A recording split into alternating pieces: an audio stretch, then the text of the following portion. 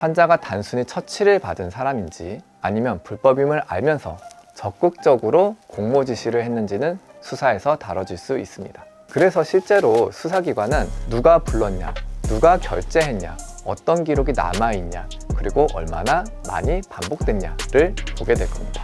이번 사건이 더 위험하다고 평가되는 이유는 일부 보도에서 대리 처방과 특정 약물에 관한 의혹이 함께 언급되기 때문입니다. 마약류관리법 제60조는 일정 금지 행위에 대해 10년 이하의 징역 또는 1억 원 이하의 벌금을 규정합니다. 여기서 중요한 건 실제 무엇이 오갔는지입니다. 링거, 주사 자체가 의료법의 문제라면 향정 등 마약류 관리는 기록과 압수수색, 조제 기록 확인으로 훨씬 더 수사가 깊어질 수 있습니다.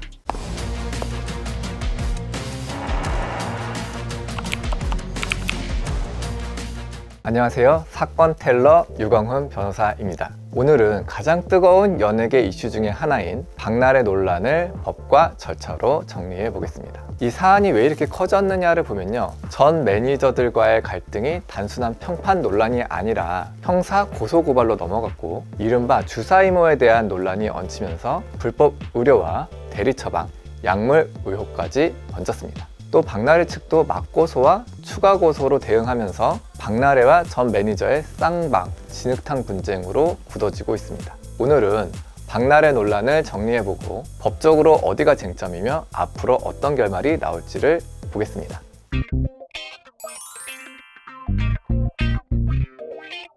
먼저 경찰이 공식적으로 확인한 숫자부터 짚겠습니다. 2025년 12월 15일 서울경찰청 정례브리핑에서 박나래 관련 고소고발이 총 6건이 접수됐고, 그중 박나래가 피소된 사건이 5건, 박나래 측이 고소한 사건이 1건이라고 밝혔습니다. 보도에 따르면 전 매니저들이 박나래를 고소한 사건은 서울 강남경찰서, 박나래가 전 매니저들을 맞고소한 사건은 서울 용산경찰서에서 각각 진행 중인 것으로 정리됩니다. 이 구조만 이해해도 왜 뉴스가 매일 바뀌는지 감이 옵니다. 한쪽 사건은 조사 일정이 잡히고 다른 쪽 사건에서 자료가 제출되고 거기다 민사까지 병행되니까 동시에 여러 개의 전선이 열려 있는 겁니다.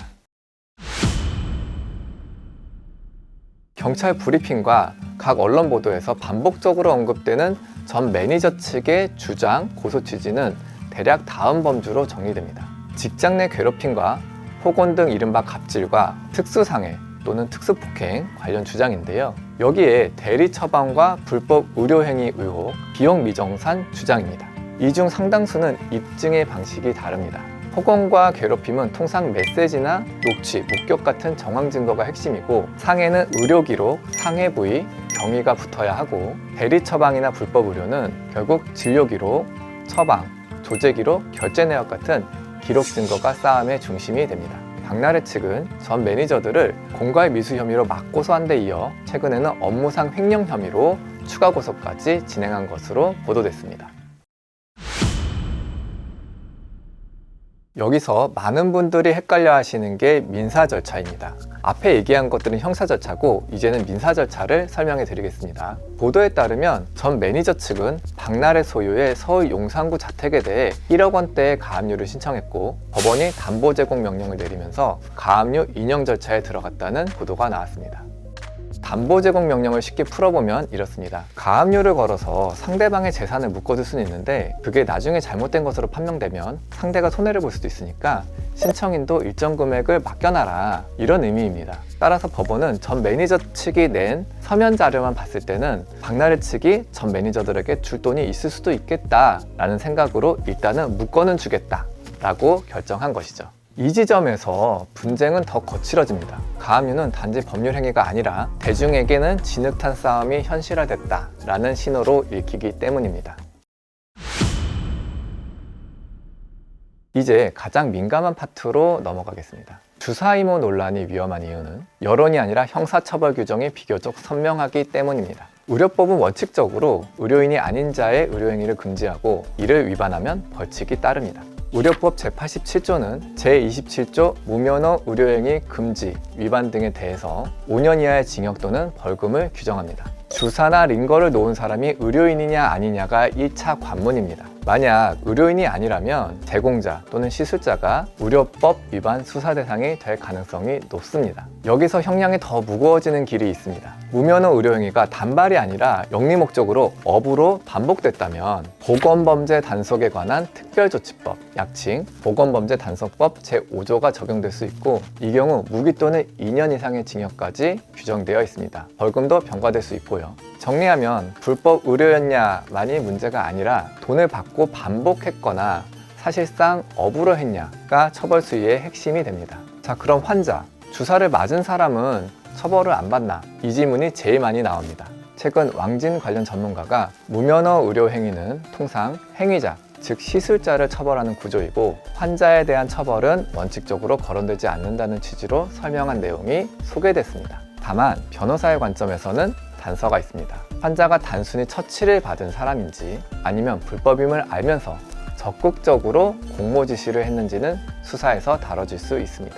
그래서 실제로 수사기관은 누가 불렀냐, 누가 결재했냐, 어떤 기록이 남아있냐, 그리고 얼마나 많이 반복됐냐를 보게 될 겁니다. 이번 사건이 더 위험하다고 평가되는 이유는 일부 보도에서 대리처방과 특정 약물에 관한 의혹이 함께 언급되기 때문입니다. 마약류관리법 제60조는 일정 금지 행위에 대해 10년 이하의 징역 또는 1억 원 이하의 벌금을 규정합니다. 여기서 중요한 건 실제 무엇이 오갔는지입니다. 링거, 주사 자체가 의료법의 문제라면 향정 등 마약류 관리는 기록과 압수수색, 조제 기록 확인으로 훨씬 더 수사가 깊어질 수 있습니다. 그래서 결론적으로 주사 의무 의혹은 합법적인 왕진인지, 비의료인이 시술한 무면허 의료 행위인지, 영리성, 반복성이 있는지, 대리처방이나 마약류까지 이어지는지, 이 네 갈래에서 사건의 무게가 갈립니다. 이제 박나래의 공개 입장을 변호사의 시각에서 말씀드리겠습니다. 변호사로서는 박나래의 말과 주변인의 주장만으로 사실관계가 다 파악되었다고 보지는 않을 겁니다. 사실관계를 확인할 때까지 기다려달라, 자꾸 감정적으로 접근하지 말아라, 절차대로 진행해서 절차에 맡기면 되는 거 아니냐, 이런 거죠. 박나래의 직접적인 사과가 없는 이유는 이 사안들은 구체적인 혐의들이 제기된 사안들입니다. 두루뭉술하게라도 사과를 할 경우에는 일부 혐의에 대한 인정이 들어가게 되는데요. 개인적인 시각에서 보면요, 박나래는 의혹이 불거진 사건을 일단은 축소를 하고 싶고, 만약 축소가 안 되면 그때 책임을 다하고 싶어 하는 것 같습니다. 그런데 사과를 하게 되면 축소가 어렵게 됩니다. 그런데도 입장 발표를 한 이유를 짐작해 보면요, 빠른 대응이 없으면 여론은 악화되는 추세입니다. 또 기자들에게 더 이상 이 사건에 대해서 언급은 없을 거니까 신경을 꺼달라는 부탁으로도 보입니다. 이번 사건 해결에 대한 약간의 자신감도 엿보이고요. 그러니까 박나래의 입장 발표를 종합해보면 사과를 전문적으로 하시는 분의 조언보다는 변호사의 조언이 강하게 작용한 것으로 보입니다. 저도 변호사지만 비슷한 조언을 했을 것 같기 때문입니다. 박나래가 전 매니저들을 추가 고소한 걸 보겠습니다. 박나래가 전 매니저 2명을 업무상 횡령 혐의로 추가 고소했고, 용산경찰서가 이를 확인했다는 보도가 나왔습니다. 여기서 현실적인 시나리오는 크게 두 가지로 갈리는데요. 먼저 횡령 프레임이 살아남는 경우입니다. 업무상 횡령은 핵심이 단순합니다. 업무상 보관, 관리하는 돈을 개인적으로 유용했는지, 박나래든 전 매니저든 법인 안에 있는 돈을 본인 마음대로 부당하게 썼다면 그 순간 횡령이 성립합니다. 이게 입증되면 형사처벌 가능성이 생기고 민사에서도 손해배상으로 연결됩니다. 보도에는 개인 법인을 세워서 에이전시 비용 명목으로 자금이 빠져나갔다라는 취지의 설명이 인용되기도 하는데요. 이 경우 경찰은 계좌 흐름과 계약서, 비용 증빙, 내부 결제 구조 등을 집중적으로 볼 가능성이 큽니다. 정산 분쟁으로 이어지는 경우도 보죠. 연예 매니지먼트 현장은 비용 집행이 복잡하고 영수증, 증빙이 엇갈리는 사례가 많습니다. 그래서 누가 봐도 개인 유용의 수준의 정황이 없으면 횡령이 아니라 민사적 정산 분쟁으로 흘러갈 수 있습니다. 그리고 여기서 제3의 변수가 있습니다. 쌍방이 고소전을 벌이는 상황에서 어느 한쪽이 허위 고소로 판단될 정도로 무리한 주장을 하면 역으로 무고 리스크를 부담할 수도 있습니다. 그래서 추가 고소는 결국 여론 카드가 아니라 증거 카드여야 합니다. 이제 많은 분들이 궁금해하시는 질문, 이거 결국 어떻게 끝나냐? 쌍방 고소전의 결말은 통계처럼 반복되는 패턴이 있습니다. 대략 4가지 정도 있습니다. 먼저 전면 합의 후 고소를 취하하는 겁니다. 가능성은 늘 열려 있습니다. 하지만 이번 건은 서로 이미 언론을 통해서 공방이 확대됐고 가압류를 비롯한 민사로까지 분쟁이 이어지고 있어서 합의 난이도가 올라간 상태로 보입니다. 그리고 업무상 횡령의 경우에는 고소를 취하한다고 해서 사건이 끝나지 않습니다. 다음은 일부 혐의만 인정되는 경우로 현실적으로 가장 흔합니다. 폭언, 괴롭힘은 입증이 어렵고 자금 흐름, 처방, 조제 기록은 비교적 객관적이라서 딱 떨어지는 증거가 있는 쪽만 남는 구조가 나옵니다. 형사처벌은 약하고 민사만 세게 남는 엔딩을 살펴보죠. 형사는 의심 없는 수준이 필요하고 민사는 개연성으로도 일부 인정이 가능합니다. 그래서 형사에서 결론이 약해도 민사 손해배상은 일부 인정되는 형태가 가능한데요. 가압류가 등장한 건 이런 양상이 본격화됐다는 신호로 읽힐 수 있습니다. 마지막으로 수사가 장기화됐을 때를 보죠. 경찰도 이제 막 접수돼서 절차대로 수사하겠다라는 취지로 설명한 바 있습니다. 이 경우 법적 결론이 나오기 전에 당사자들은 사회적 평판이 훼손되고 소송 비용 등을 포함한 장기간의 금전적, 시간적 부담을 안고 갑니다. 오늘은 박나래 논란을 두고 누가 맞냐 틀리냐가 아니라 현재 확인된 절차와 법적 쟁점의 구조로 정리했습니다. 핵심만 다시 압축하면